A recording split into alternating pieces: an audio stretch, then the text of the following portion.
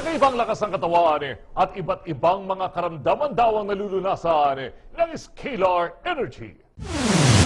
Gano'n nga ba kabisa? Ito ang ating tutuklasin.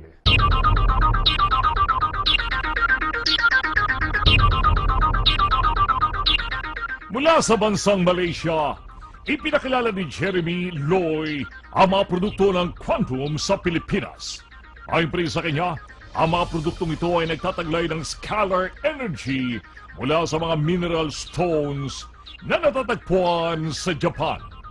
Pinaniniwala ang isa itong mabisang sangkap para mapabuti ang pagdaloy ng dugo. Dahil sa epekto nito, maring maiwasan o kaya'y malunasan maging ang sakit sa puso, arthritis at diabetes.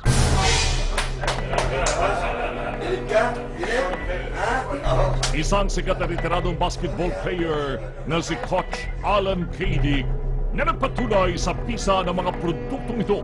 Tulad ni Alan, nainggay rin ang kapwa niya retiradong basketballistang si Samboy Lee na subukan ang magiging epekto ng produkto sa kanyang pangangatawan. Bukod sa pendant na may iba't ibang disenyo, lumawak pa ang mga produktong maring pagpilian. Lahat ay may taglay ni Scalar Energy. May relo, bracelet at flask. Sinubukan ng aming grupo ang quantum pendant. Sa aming pagkamangha, ito ang aming napatunayan. Ready? 1, 2, 3, go! Go, come on, come on, come on, oh yeah! Okay, alright, yeah, he is indeed a solid muscles. Okay, like it. Oh, wow, alright! Okay, now, give that pendant. Alright. Todo ninyo, todo. Taas ninyo. Nandito sa taas.